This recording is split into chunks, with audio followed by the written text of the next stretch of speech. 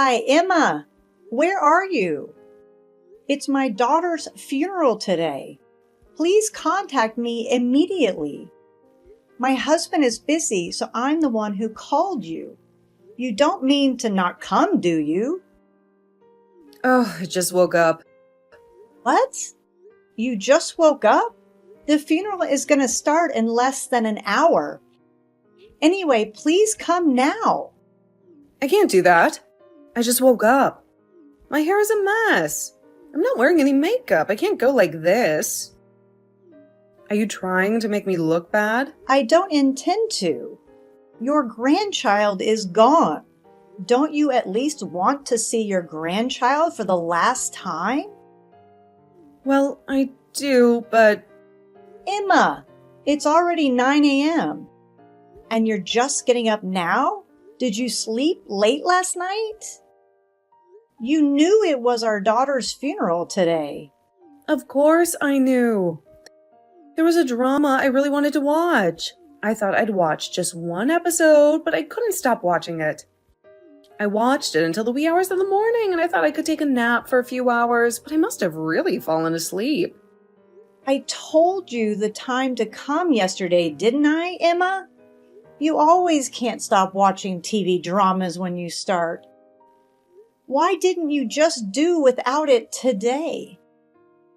You're a bossy woman. So rude. I didn't fall asleep on purpose. What's the point of complaining about something that's already done? Your husband stayed at the hotel yesterday with relatives who came from far away.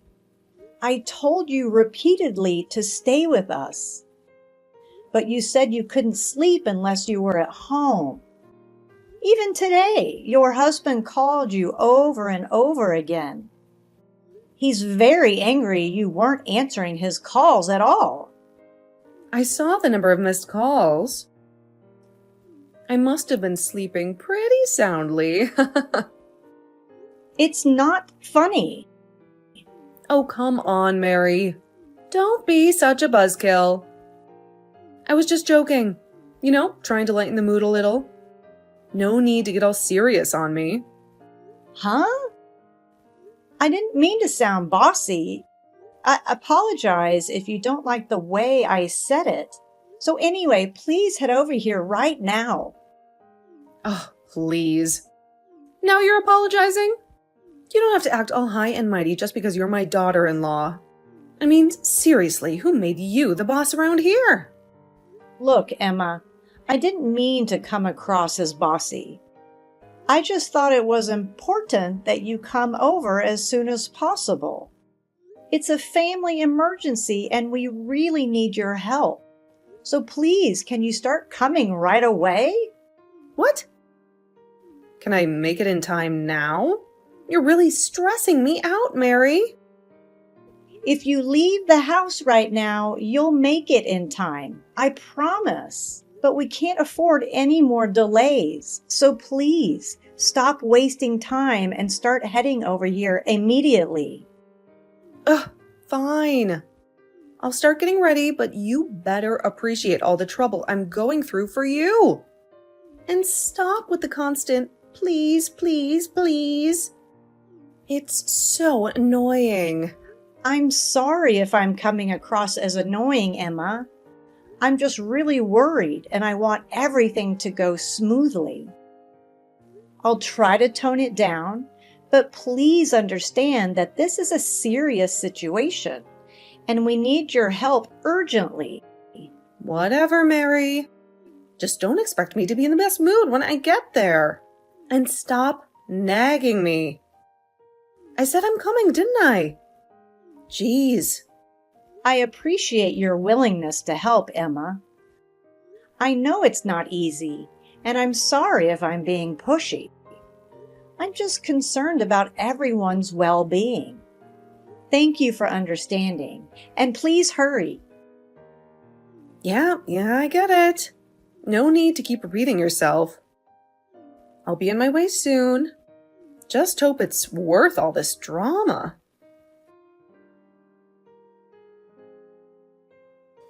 Hey, I've got an idea. Emma, where are you? You must be on your way here. Just listen to me. What is it? The funeral hasn't started yet, has it? Not yet, but it'll start in about 30 minutes. What is it? Just postpone the funeral. I'll be fully prepared tomorrow.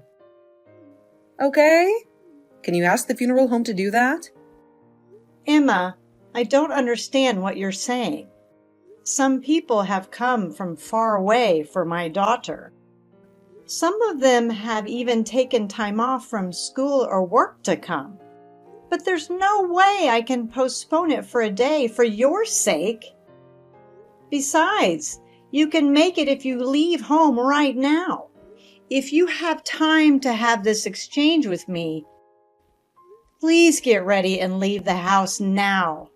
I don't want to. Huh? What do you mean? The drama I watched yesterday had a lot of really moving scenes. I cried so hard. My eyes are all puffy. I tried to put on some makeup, but it didn't hide it at all. I can't go to the funeral looking like this. Emma, what are you talking about? It's my daughter's funeral today. Besides, you're beautiful enough, even if your eyes are a little puffy. I am?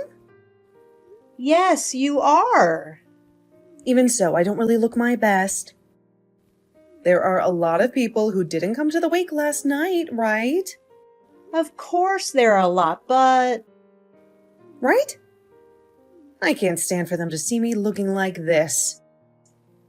My daughter was suddenly in a car accident and never came back. I still can't accept that reality. But I also want to see my daughter one last time. Please don't make me go through this conversation. You really loved my daughter, didn't you? You would definitely regret not coming to your grandchild's funeral. I didn't say I wouldn't go. I'm asking you to change it to tomorrow. Emma, come on. You really know that? I can't do that while you're having this exchange with me. We are running out of time, okay? You don't know how I feel because you are not growing through it yourself. Huh? What do you mean? If my grandchild found out that I was asleep and was late, she would definitely be sad. So I think she would be happier if we changed the date. That's not possible, is it? Do you realize how crazy you sound? Why don't you even try to understand my feelings? It's like talking to a brick wall with you, Mary. Okay, listen up, because I'm only going to say this once. I've already made up my mind, and I am not going to the funeral. Got it? If you will listen to me and respect my decisions, then just go ahead and do whatever you want today. But mark my words, she's going to be so sad when she realizes her own grandmother won't be there to pay respects. You're a terrible mother, Mary. A heartless and uncaring one. You don't even give a second thought to how she feels. Emma, what on earth are you talking about? This is your granddaughter's funeral we're talking about. Have you lost your mind? Oh, I'm tired of dealing with you and your constant nagging, Mary. It's all your fault. If you had been a better mother and actually understood me, we wouldn't be having this argument right now. Oh my God, Emma, please just get in a cab right now. I'll pay for it. I'll take care of everything. Just come to the funeral for the love of all that's holy. I told you, I don't want to. Can't you get it through your thick skull? I have my reasons, and you're not going to change my mind. So stop trying to force me into something I don't want to do. Emma, listen to me. If you just get a cab and head this way, you can say whatever you want about it to me later. We can have a long conversation about it. We can argue. We can shout at each other until we're blue in the face. But right now, at this moment, I'm begging you to please set aside your stubbornness and be there for your family. I've arranged for a cab to arrive at your house in 5 minutes. Please be ready. Huh? Why are you being so selfish, Mary? Can't you see that I'm standing my ground? I'm not going, and there's nothing you can say or do to change that. So just drop it already.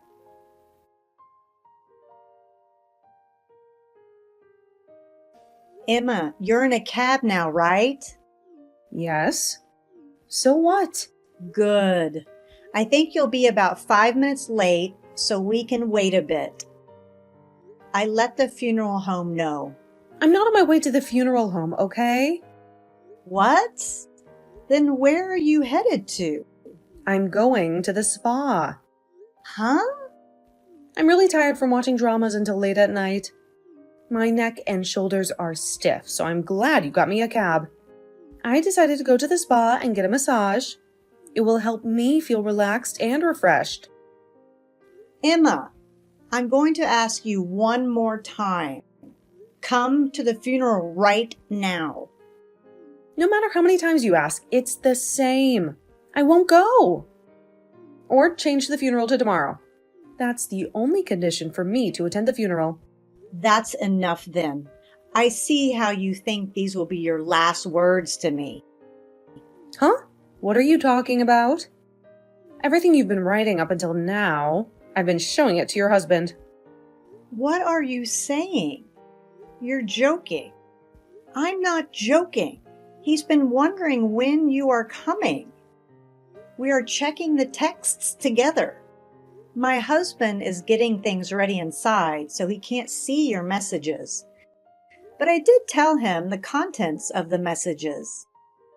So what do you mean by last words? It means exactly what it says.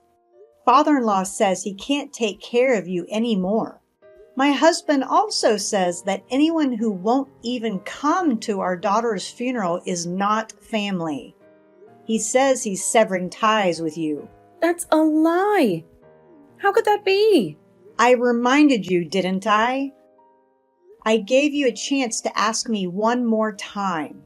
It was you who didn't listen. You can't just change the date of a funeral. You are a grown-up. You understand that, don't you? Please. Pretend that I didn't oversleep, but it couldn't go because I'm sick. What are you talking about? I said we all read the texts with you. I told you earlier, didn't I? The funeral is about to start, so I need to go. Wait a minute.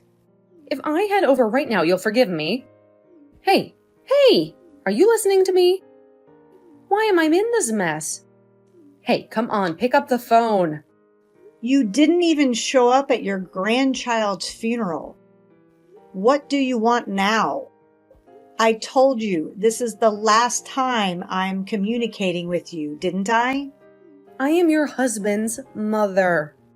It can't be the last time. I tried to call my son several times, but he didn't pick up. I had no choice but to call you. I wonder if he keeps his cell phone by his side. My husband is even more upset with you than I am. He said he blocked your number. Huh? And that's a lie. It's not a lie. You upset him that much. You said your eyes are puffy, and that is what you care about. I can't believe you didn't even come to my daughter's funeral. Grandma. She was probably calling out to you. You should be sorry for what you did to my daughter. I feel sorry for my grandchild, too. Well, you have a human heart. I'm a little relieved.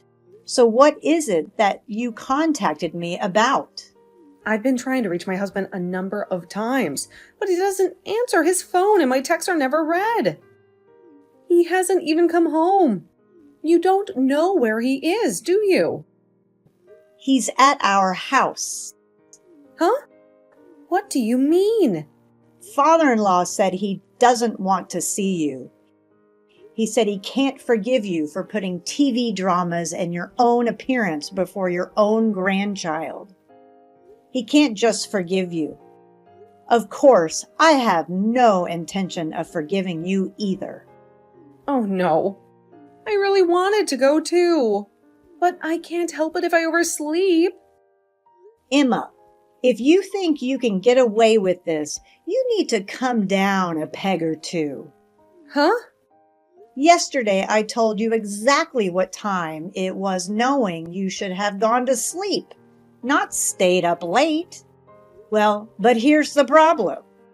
Your husband and I both called you several times, and never before the funeral. You and I were in touch with each other. I even arranged a cab to your house. It was your decision to disregard that and not show up at the funeral home. It's no wonder your family abandoned you, isn't it? Oh no. Tell my husband to come home. He is very tired today, and since he said he doesn't want to talk to you, could you leave him alone today? Please, just wait until tomorrow. I'll let him know that you'll contact him tomorrow. Okay. Hey, what the hell is going on? What happened this morning? You made him do it, didn't you? What? What are you talking about? Don't play dumb. I finally got in touch with my husband. He suddenly asked for a divorce. You are the one who talked him into it, aren't you? I didn't do anything like that. In fact, I'm just now hearing about it from you, and I'm just as surprised. Your husband left a while ago. I didn't ask him where he went. Then why is he divorcing me? Divorce is a matter between your husband and you. You two should discuss it together. I think the fact that you didn't even show up at your granddaughter's funeral affected him in a big way. Why should I be divorced over something as minor as that? Your husband really cared about my daughter. But you, who is saying, is just a minor thing? Maybe he got tired of you. Oh, no. Perhaps that's not the only reason why he divorced you. What? There's something more? Father-in-law said that your attitude and language told me you were too much. He said that it was bothering him. I've told her many times before, but she doesn't listen to me. He apologized again and again yesterday, and he said he was truly sorry. He also said another thing yesterday. What more is there to say? You go out as you please without informing your husband.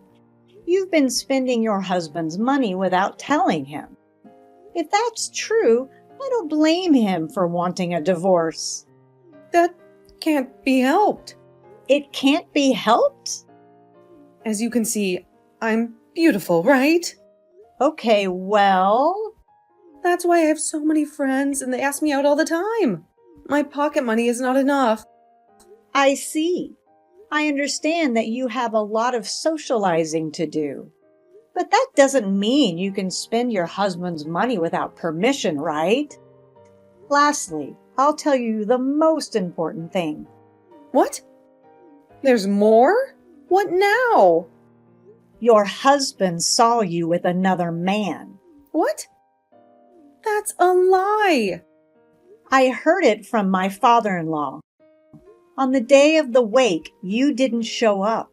He went back to the house to look for you. He said he saw you with a young man, arm in arm. I had no idea that he had seen me. He knew you were cheating on him. In that case, I think you deserve to be divorced. No, I don't. I was with a friend. You have very young male friends, huh? Don't act like I'm lying. It's true. I would never cheat on him. Do you often wrap your arms around your friends? Yes, I do. I just happen to do it. Then it doesn't mean anything special. Please, you have to believe me. It's not me. You need to believe in yourself. If you really insist you weren't cheating, tell your husband that.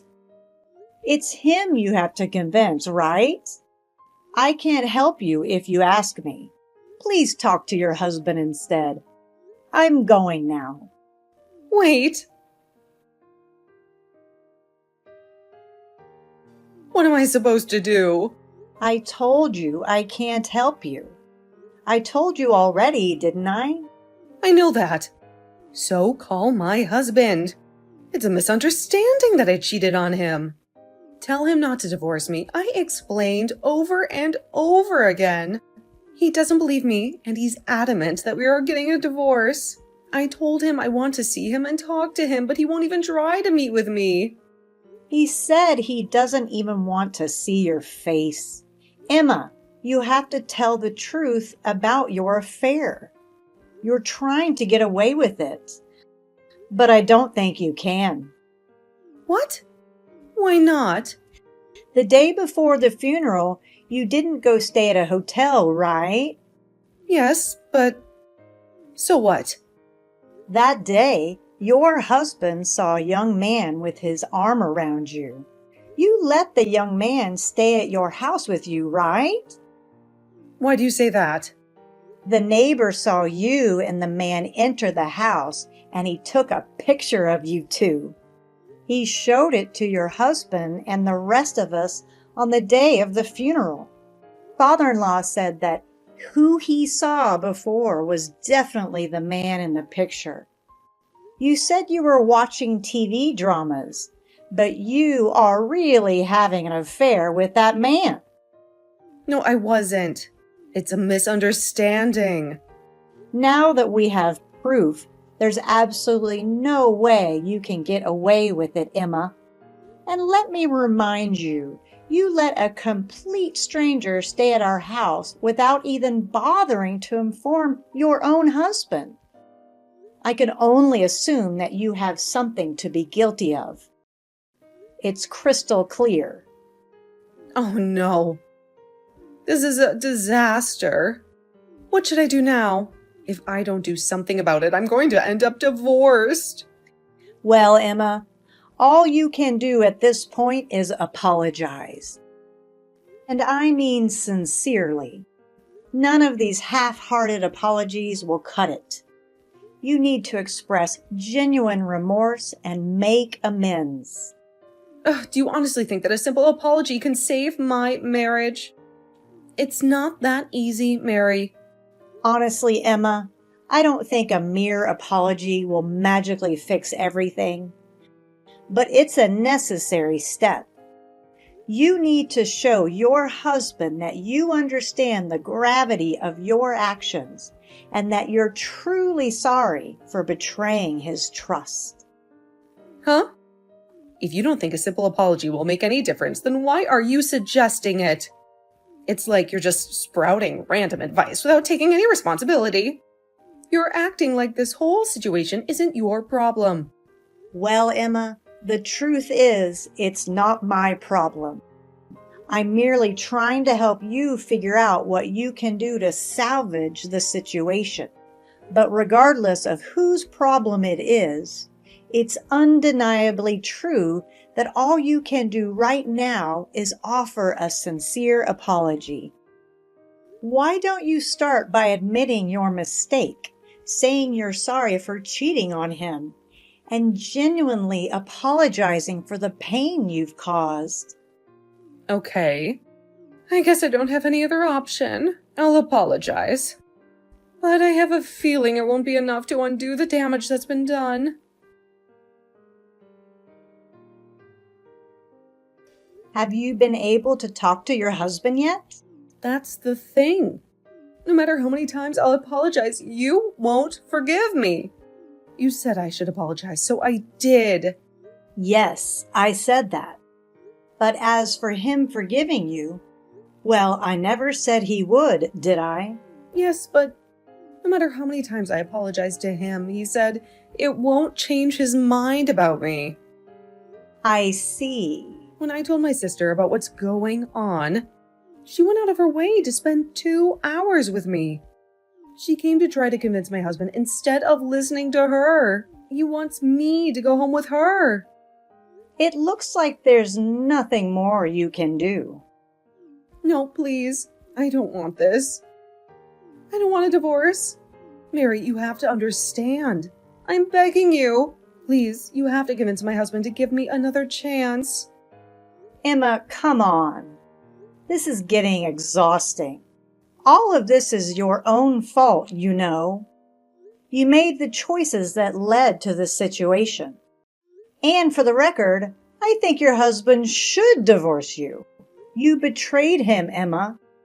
You broke his trust, and now you're facing the consequences. Maybe it's time for you to face the reality of your actions and consider getting a divorce. It might be the best thing for you both. You need to be alone and reflect on what you've done. Please, Mary, I'm begging you. I don't want to be alone. I love my husband and I want to make things right. I don't want to lose him, especially during this difficult time when we're all grieving the sudden death of our beloved daughter.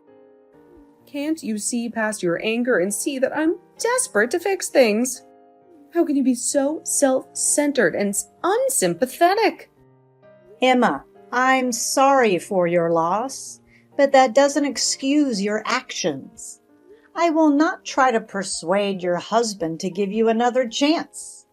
And as for my husband, he has already taken the step of blocking your contact information. It's clear he wants nothing to do with you. And now I too will have to block you. This is goodbye, Emma. Thanks for everything, but it's time to move on. Goodbye. No, wait. Mary, please. Don't shut me out like this. I'm begging you for a chance to make amends. I'll do whatever it takes to show my remorse and prove that I can change. Please, don't abandon me in this dark moment. I need your help to convince my husband to plead for forgiveness.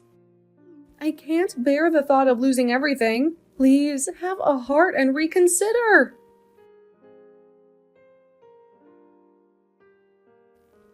So here's the update on what went down. My father-in-law filled me in on the whole situation. Turns out, Emma was dead set against getting a divorce. But eventually, things took a turn. She ended up seeking legal help, and lo and behold, the divorce was granted. Surprisingly, there was no messy property division or prolonged suffering over the affair. It was a clean break, so to speak. After the divorce was finalized, Emma's sister stepped in to take care of her. They decided to live together, trying to support each other through this challenging time. But here's where things get a tad bit complicated. Rumor has it that Emma's sister's husband seems to have developed a bit of a crush on Emma. Yeah, I know, it's quite the twist. In the midst of all of this, we proposed to my father-in-law that he come and live with us. It seemed like he was feeling pretty lonely being by himself, and we wanted to offer him some company and support. And let me tell you, he was over the moon about this idea. Seeing him so happy made us feel good about our decision. Now, as for Emma herself, well, I'm not quite sure what happened to her after all of this. It's like she disappeared from the radar. Maybe she needed some time to figure things out and find her own path. Who knows? Life can be unpredictable sometimes. All we can do is hope that she finds her way and manages to find some peace and happiness in the end.